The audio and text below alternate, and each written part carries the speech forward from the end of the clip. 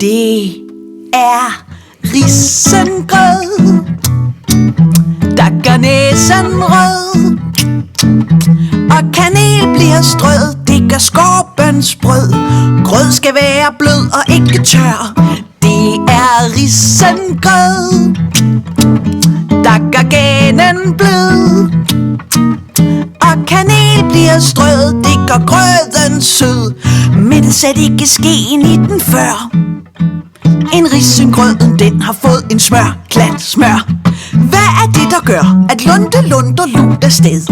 Og hvad er det, der gør, at selv hr. Mortensen går med? Hvorfor gør Gemyse og Pil alt det, de kan? Hvorfor skipper skibet for at blive på land? Det er risengrød, der gør gænen blød, og kanel bliver strød, det gør grøden sød. Men sæt ikke skeen i den før. En risengrød, den har fået en klat smør.